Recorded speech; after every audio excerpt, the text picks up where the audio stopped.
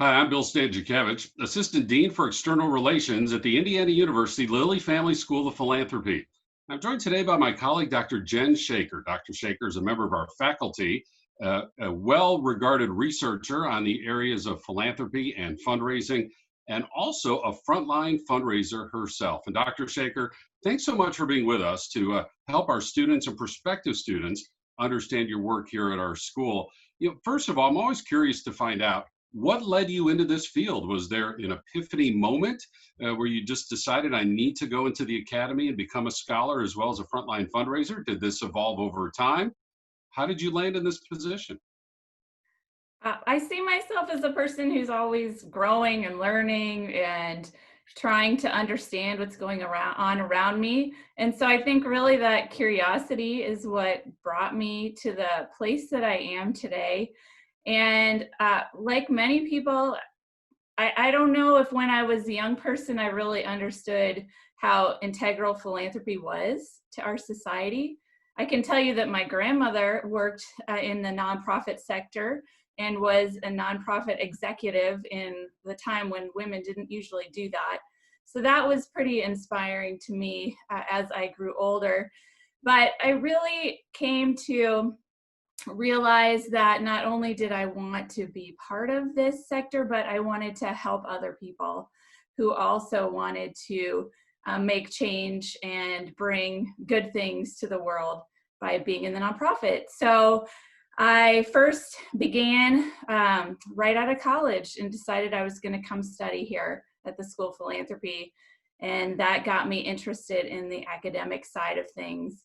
I worked for many years as a fundraiser and communications person.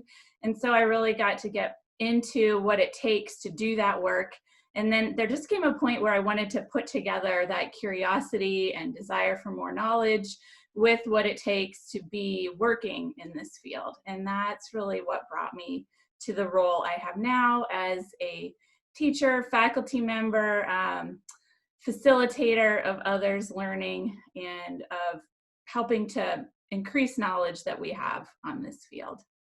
Well, thank you so much for sharing your personal story about your grandmother and following in her footsteps as a leader in our field. And also pointing out what that meant for her as a woman back in the day in a field that now we have more and more women in our field. And you amplify leadership in the philanthropic sector in so many ways.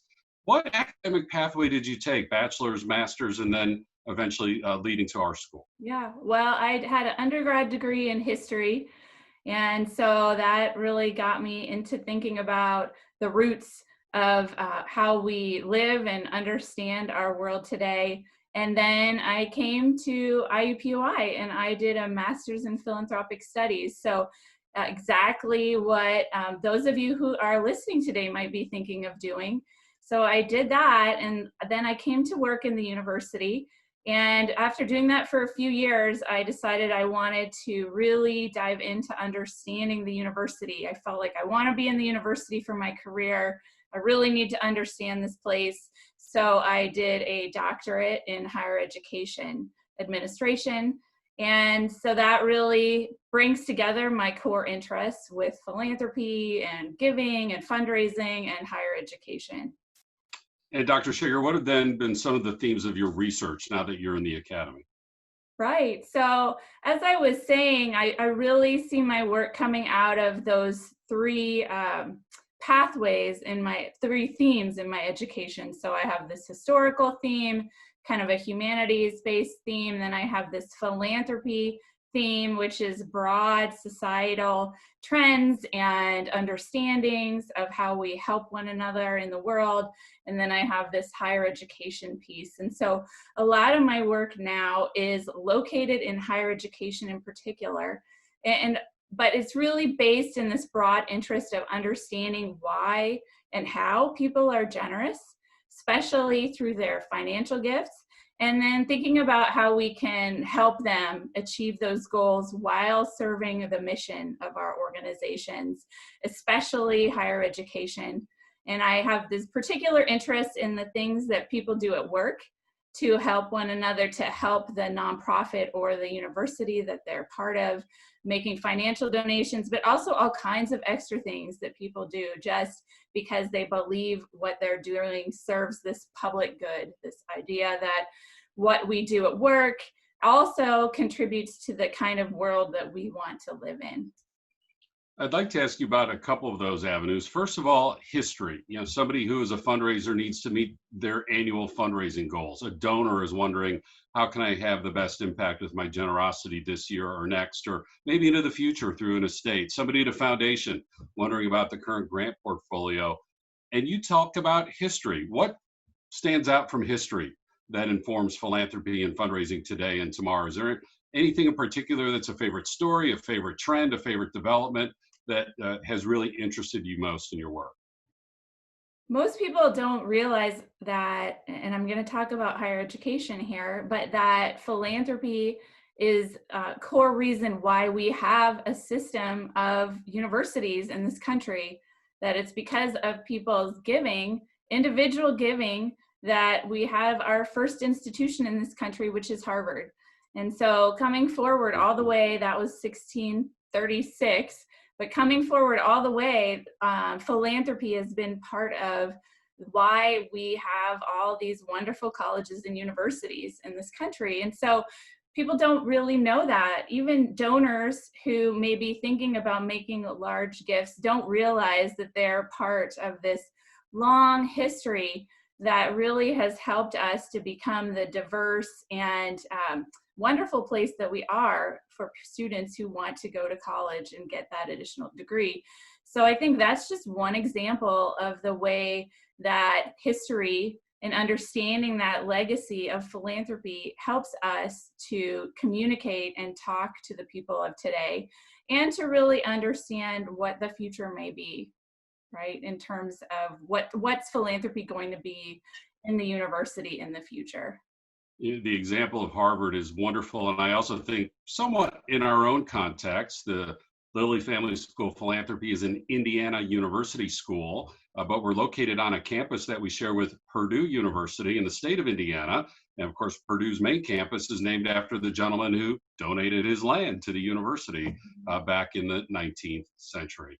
Dr. Shaker, you also talk about your interest in higher education. And in our economy, we know that in the 21st century, 2/3 of the jobs at least require some education after high school. Certainly people think about the bachelor's degree, let alone postgraduate education, but even those 2-year associate degrees and certificates and credentials, that higher education is more important today than ever before, not only just for personal enrichment, of course, but also for economic success and sustainability. How is philanthropy part of that story that is so relevant in our human development story today? I can't really think about higher education without thinking about philanthropy. And of course, I'm biased, as you already have gathered, that I think these two topics are interwoven and really important.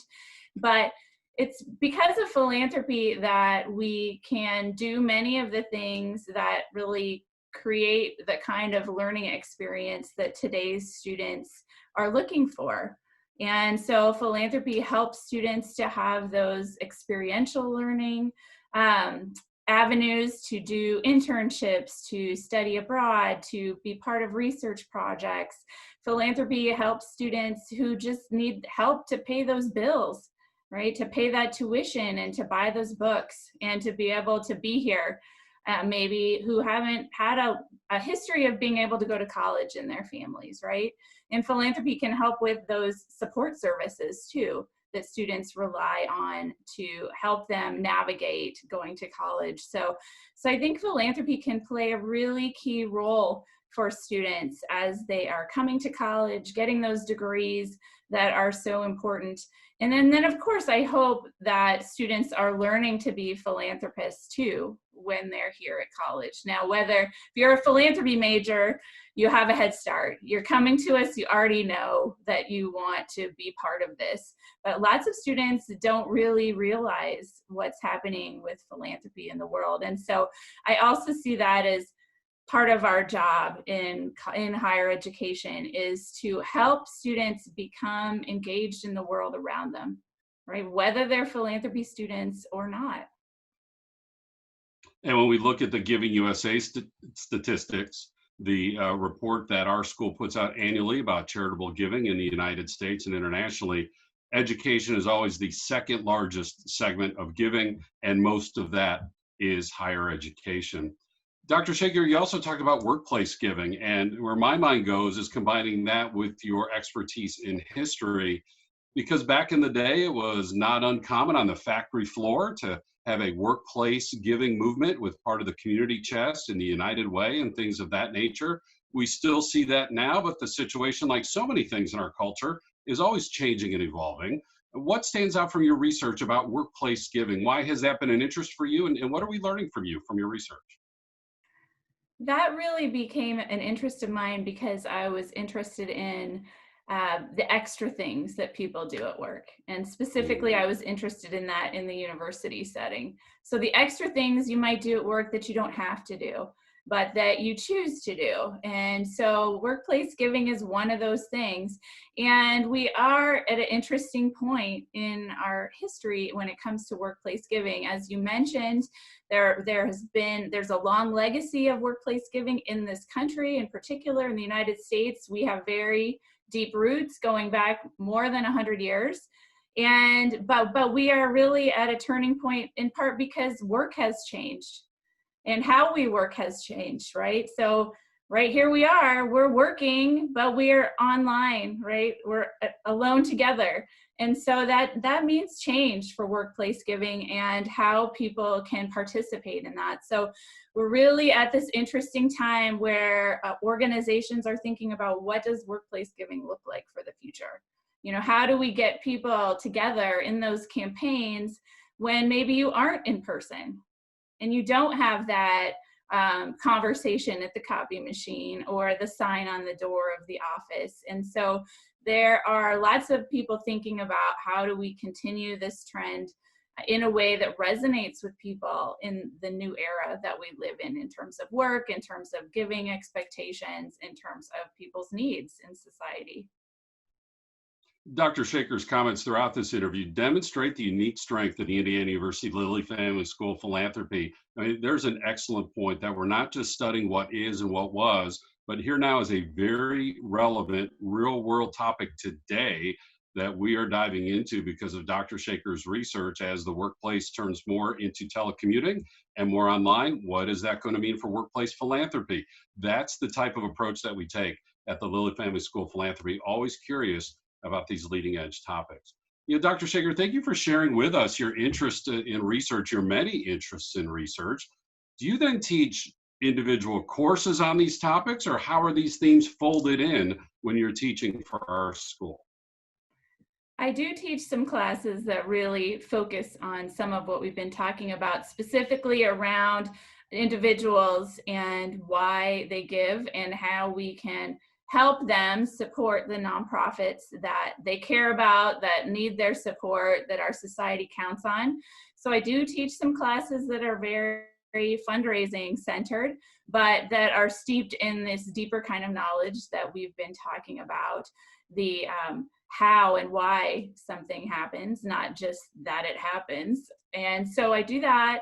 And then in some of my other classes, I am thinking about some of these deeper topics about how we think about ourselves as philanthropists, how we understand our role in society, and how we can use all this knowledge from history, from current events, from our own experience to really see the world in this different kind of way that includes philanthropy as part of it. So I have some classes that are specific, that are practice oriented, and then some that are more about understanding these broader themes and finding our own way through them.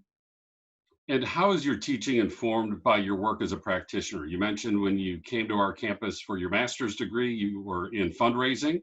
And then as you proceeded to earn your doctoral degree, you remained a successful fundraiser. And even though it's not part of your full-time job description now, I know we want to always lean into you for your fundraising expertise as much as we can now. How does your work as a frontline fundraiser translate as you're also approaching these academic and scholarly topics in the classroom as you work with your students? I think about my experience all the time. And I think about what it was like to be talking to people about their philanthropy, to be building those relationships, and to be thinking about how philanthropy could fit into the institution. So I think about that as I think about what I want to research, as I think about helping those who are in the field take what they already know and add more to it that can enhance what they're doing. So that's really integral to what I am drawing on all the time, both in the classroom, in my research, in other teaching that I might do. And I have observed that myself as you and I have had a chance to teach together through the fundraising school, the Lilly Family School of Philanthropy's significant executive education outreach to frontline fundraisers on a wide range of topics. And again, you bring both of those strengths to our students, both in the classroom in the academy, as well as in the classroom through our professional development courses. Dr. Shaker, so folks can get a sample, and you've talked about, so many already, you know, just from a module, or maybe if you think about, the first day of class, the type of message you have for our students, can you give us an example of what that looks like as students enter your classroom? Thinking about the first day in all my classes, I usually try to have a combination of new knowledge or experience or data, and then I try to have the students engage with that. So always like, here's some information. Now, what do you make of this? How does this compare to your experience? What would you do with this information? How could this help you? So I always am trying to think about, what's new that's out there that the students probably maybe aren't familiar with, or maybe they haven't thought about it in this way. And then how can I make that as real for them and relevant for them as possible? So it doesn't just feel abstract or as though it's not something that they would actually need to think about, but so it feels like a tool that is now theirs to use as they go forward. And the way you describe that demonstrates the uniqueness of our school in that we're not teaching the how as a nonprofit management program would, and we need strong nonprofit management programs and strong nonprofit managers. But we're talking about the what and the why. We're diving into those complexities and then challenging people to think through those, knowing there's not necessarily a binary black or white solution, but that leaders are living in the gray. And Dr. Shaker, it sounds like you're helping our students dive into those complexities and then apply them to their own current and future situations. That's my goal. How would you describe then overall what you hope to accomplish with your students, both in the classroom, but then also afterwards when they're alumni, as their careers continue through their own professional development? What does a successful story look like for you as you're serving our students? Well, we have such amazing students. I feel so grateful that students come to us already with this commitment to society and to the public good.